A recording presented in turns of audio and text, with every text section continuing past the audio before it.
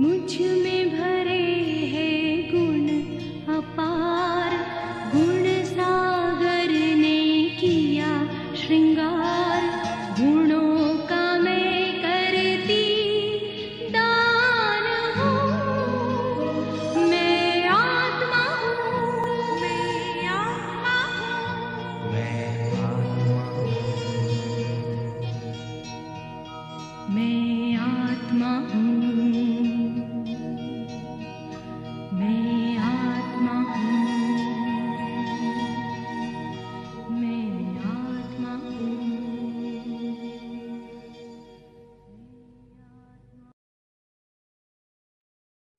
ओम शांति।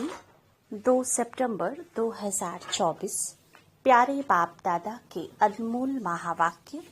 मीठे बच्चे, जैसे तुम्हें निश्चय है कि ईश्वर सर्वव्यापी नहीं, वह हमारा बाप है, ऐसे दूसरों को समझाकर निश्चय कराओ, फिर उनसे ओपिनियन लो।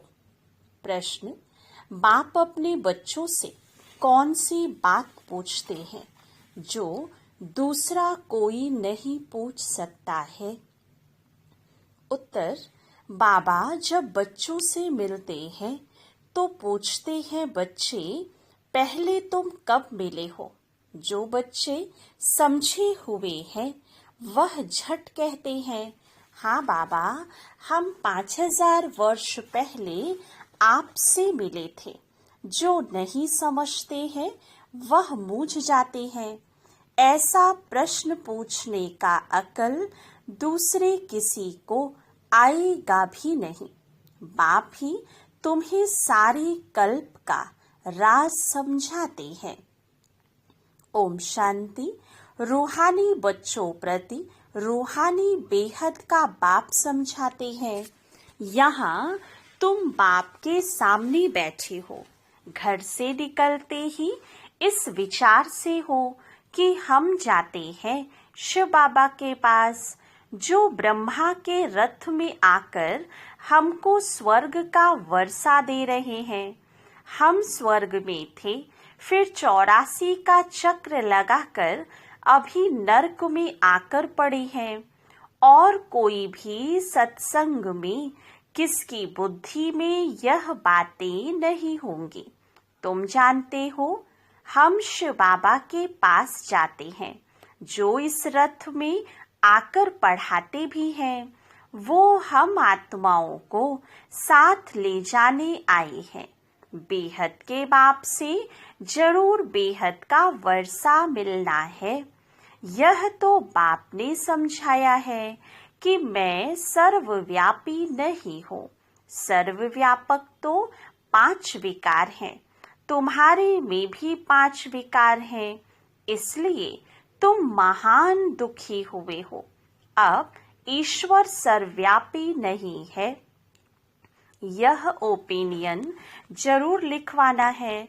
तुम बच्चों को तो पक्का निश्चय है कि ईश्वर बाप सर्वव्यापी नहीं है। बाप सुप्रीम बाप है, सुप्रीम टीचर गुरु भी है, बेहद का सदगति दाता है, वही शांति देने वाला है। और कोई जगह ऐसे ख्याल कोई नहीं करता है कि क्या मिलना है। सिर्फ कन्नरस, रामायण, गीता आदि जाकर सुनते हैं। बुद्धि में अर्थ कुछ नहीं। आगे हम परमात्मा सर्वव्यापी कहते थे, अब बाप समझाते हैं यह तो झूठ है, बड़ी ग्लानि की बात है। तो यह ओपिनियन भी बहुत जरूरी है। आजकल जिनसे तुम ओपनिंग आदि कराते हो वह लिखते हैं, ब्रह्मा कुमारियां अच्छा काम करती हैं, बहुत अच्छी समझानी देती हैं, ईश्वर को प्राप्त करने का रास्ता बताती है। इससे लोगों के दिल पर सिर्फ अच्छा असर पड़ता है।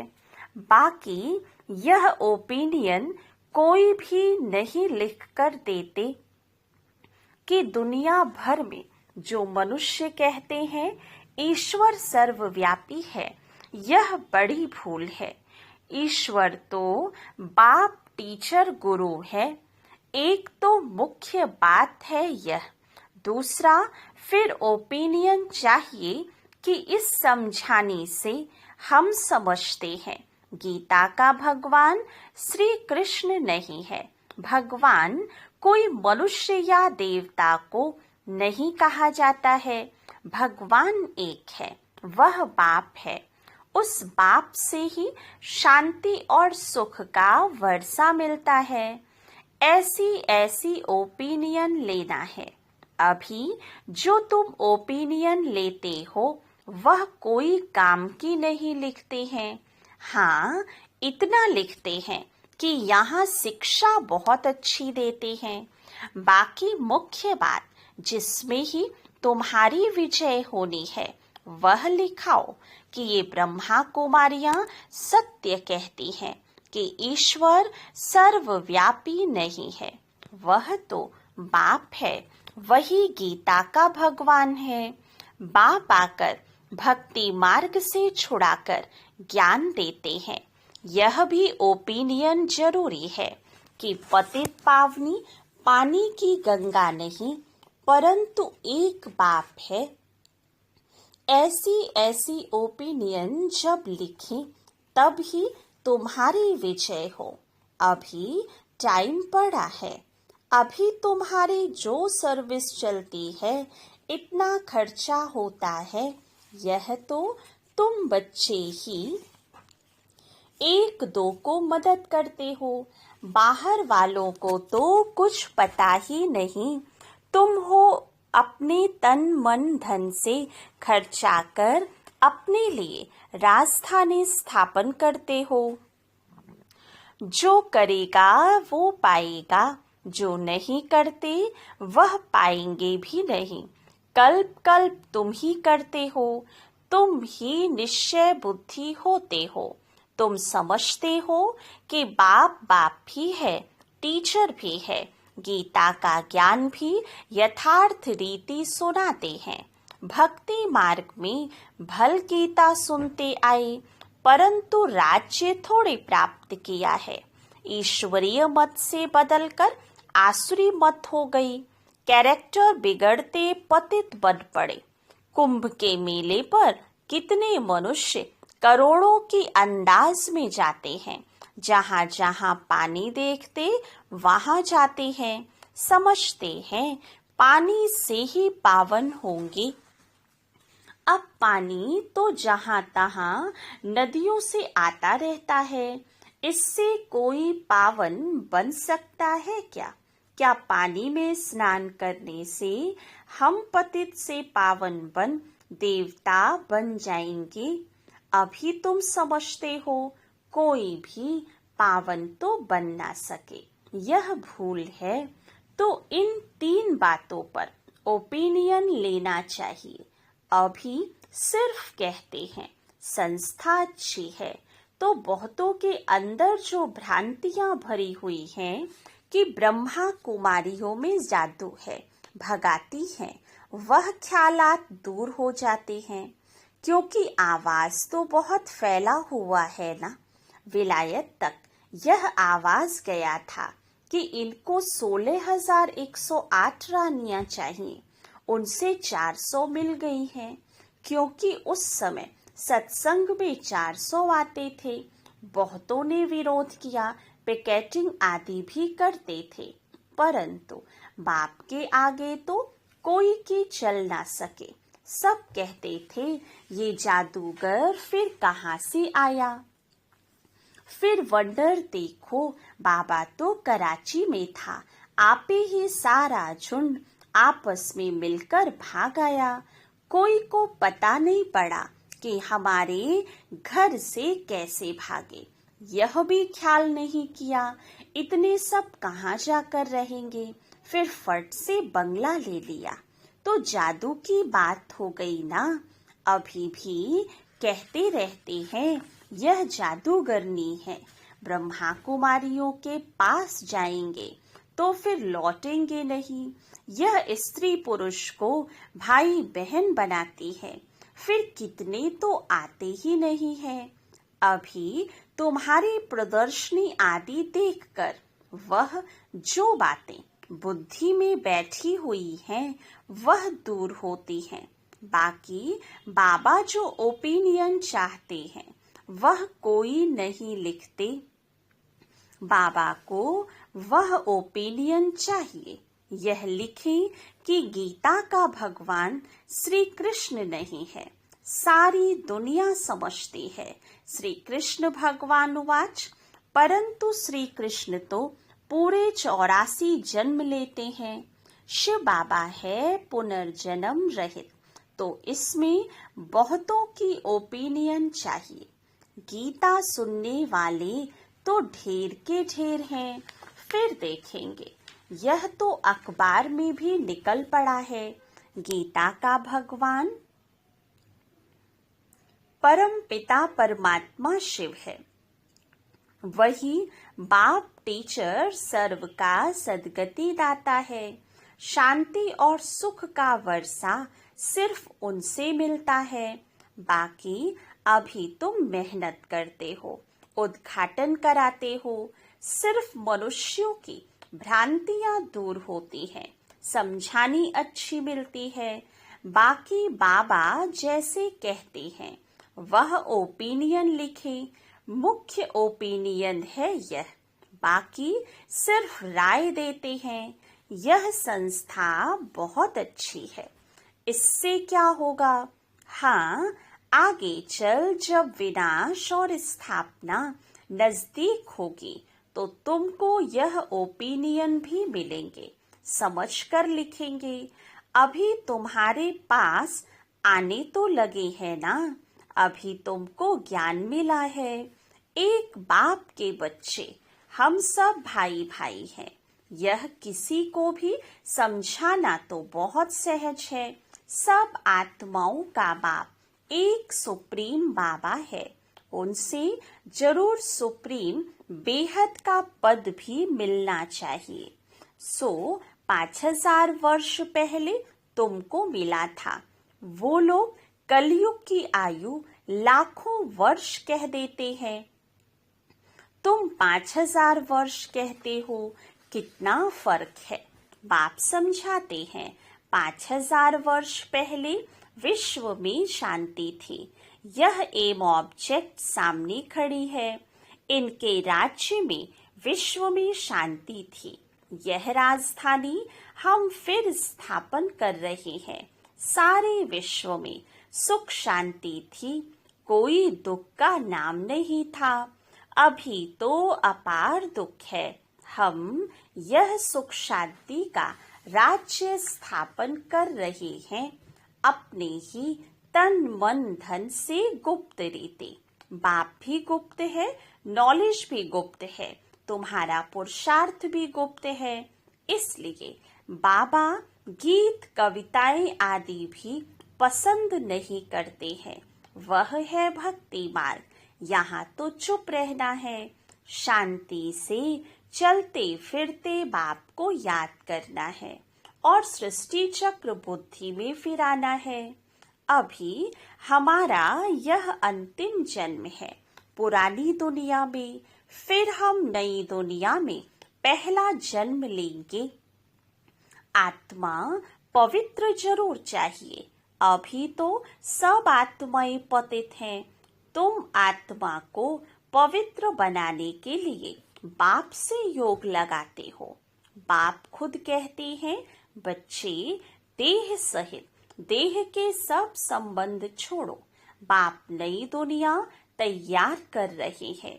उनको याद करो तो तुम्हारे पाप कट जाए। अरे बाप जो तुमको विश्व की बादशाही देते हैं, ऐसे बाप को तुम भूल कैसे जाते हो?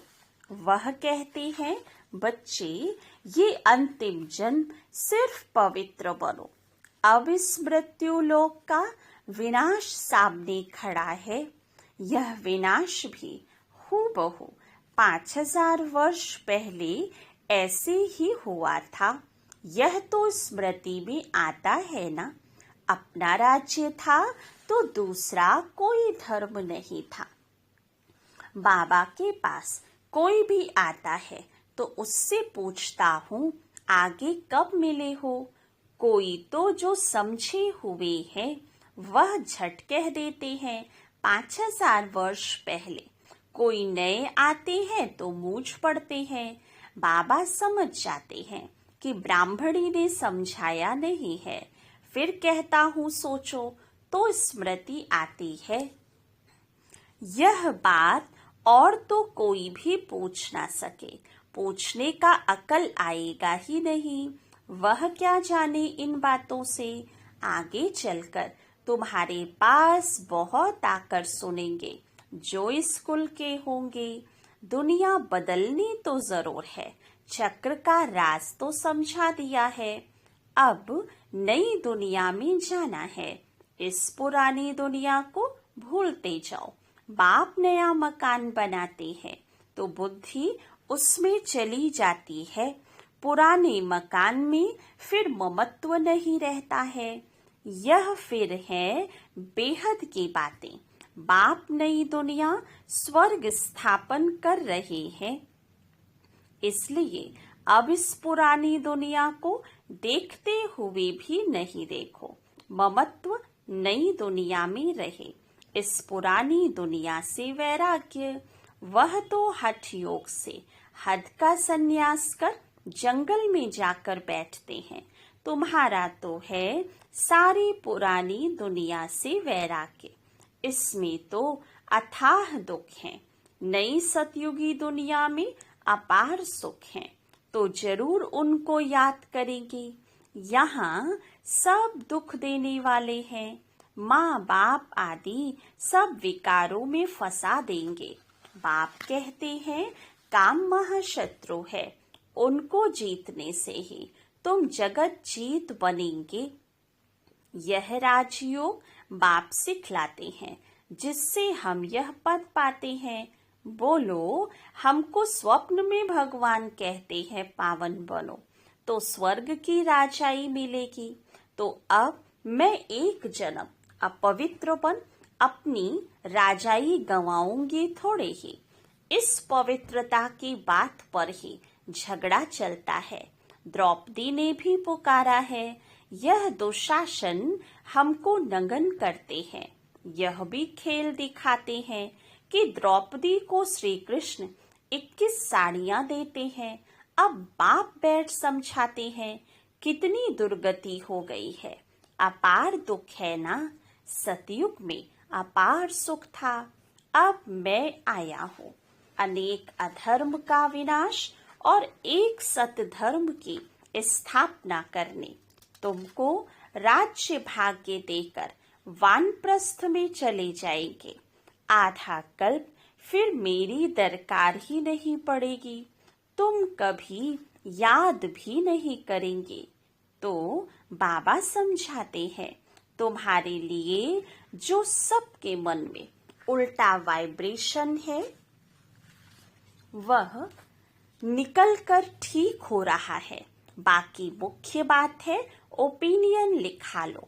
ईश्वर सर्वव्यापी नहीं है, उसने तो आकर राजयोग सिखाया है। पतित पावन भी बाप है। पानी की नदियां थोड़ी पावन बना सकेंगी। पानी तो सब जगह होता है।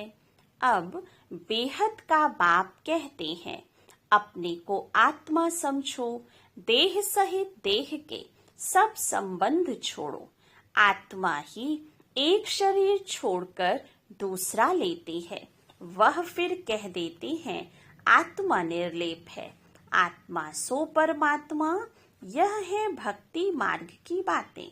बच्चे कहते हैं बाबा याद कैसे करें। अरे अपने को आत्मा तो समझते हो ना। आत्मा कितनी छोटी बिंदी है, तो उनका बाप भी इतना छोटा होगा। वह पुनर्जन्म में नहीं आता है। यह बुद्धि में ज्ञान है। बाप याद क्यों नहीं आएगा। चलते फिरते बाप को याद करो। अच्छा बड़ा रूप ही समझो बाप का, परंतु याद तो एक को करो ना। तुम्हारे पाप कट जाए और तो कोई उपाय है नहीं। जो समझते हैं वह कहते हैं बाबा आपकी याद से हम पावन बन पावन दुनिया विश्व के मालिक बनते हैं। तो हम क्यों नहीं याद करेंगे। एक दो को भी याद दिलाना है तो पाप कट जाए। अच्छा मीठे मीठे सिके लधे बच्चों प्रति माता पिता बाप दादा का याद प्यार और गुड मॉर्निंग। रूहानी बाप की रूहानी बच्चों को नमस्ते। रूहानी बच्चों की रूहानी बाप दादा को याद प्यार गुड मॉर्निंग और नमस्ते। धारणा के लिए मुख्य सार। फर्स्ट पॉइंट, जैसे बाप और नॉलेज गुप्त है, ऐसे पुरुषार्थ भी गुप्त करना है। गीत कविताओं आदि के बजाय चुप रहना अच्छा है। शांति में चलते फिरते बाप को याद करना है। सेकंड पॉइंट, पुरानी दुनिया बदल रही है, इसलिए इससे ममत्व निकाल देना है। इसे देखते हुए भी नहीं देखना है। बुद्धि नई दुनिया में लगानी है। वरदान, ब्राह्मण जन्म की विशेषता को नेचुरल नेचर बनाने वाले सहज पुरुषार्थी भव। ब्राह्मण जन्म भी विशेष, ब्राह्मण धर्म और कर्म भी विशेष अर्थात सर्वश्रेष्ठ है, क्योंकि ब्राह्मण कर्म में फॉलो साकार ब्रह्मा बाप को करते हैं, तो ब्राह्मणों की नेचर ही विशेष नेचर है। साधारण व मायावी नेचर ब्राह्मणों की नेचर नहीं। सिर्फ यही स्मृति स्वरूप में रहे कि मैं विशेष आत्मा हूँ। यह नेचर जब नेचुरल हो जाएगी, तब बाप समान बनना सहज अनुभव करेंगे। स्मृति स्वरूप सो समर्थी स्वरूप बन जाएंगे। यही सहज पुरुषार्थ है। स्लोगन, पवित्रता और शांति की लाइट चारों ओर फैलाने वाले ही लाइट हाउस हैं। अच्छा, ओम शांति।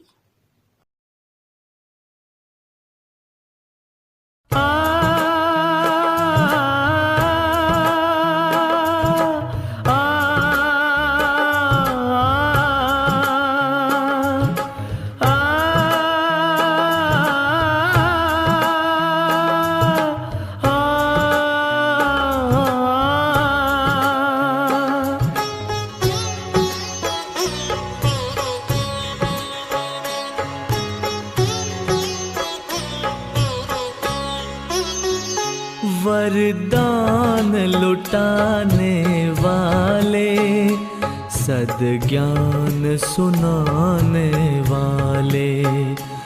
वरदान लुटाने वाले, सद्ज्ञान सुनाने वाले। आठों ही प्रहर मेरे तेरे ध्यान में लग जाए। वरदान लुटाने वाले, सद्ज्ञान सुनाने वाले।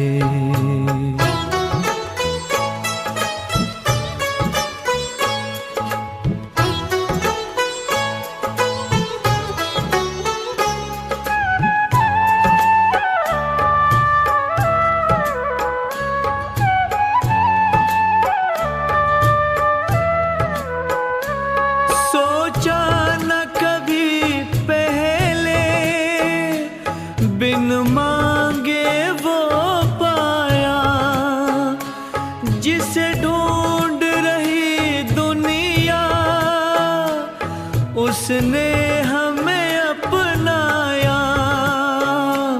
उसने हमें अपनाया। कोई पूछे कौन मिला, मुख कैसे बतलाए। वरदान लुटाने वाले, सद्ज्ञान सुनाने वाले।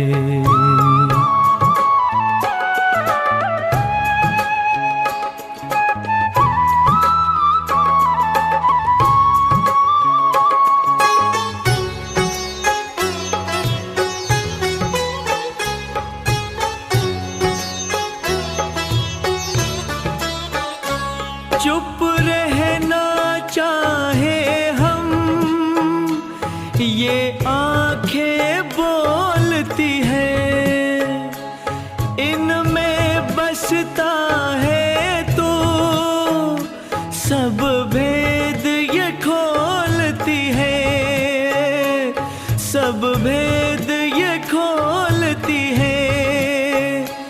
चेहरे की ये मुस्कान तेरा पता बता जाए। वरदान लुटाने वाले, सद्ज्ञान सुनाने वाले।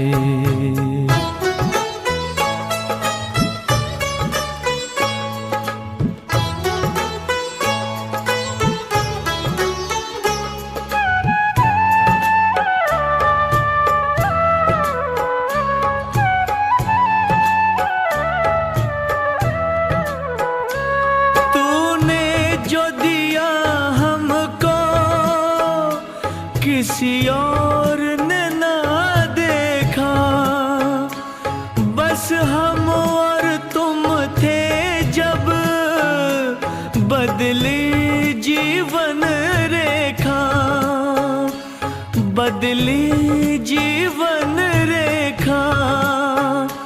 चमके क्यों ना भाग्य भला, भगवान जो चमकाए। वरदान लुटाने वाले, सद्ज्ञान सुनाने वाले। वरदान लुटाने वाले, सद्ज्ञान सुनाने वाले। आठों ही प्रहर मेरे तेरे ध्यान में लग जाए। वरदान लुटाने वाले, सद्ज्ञान सुनाने वाले।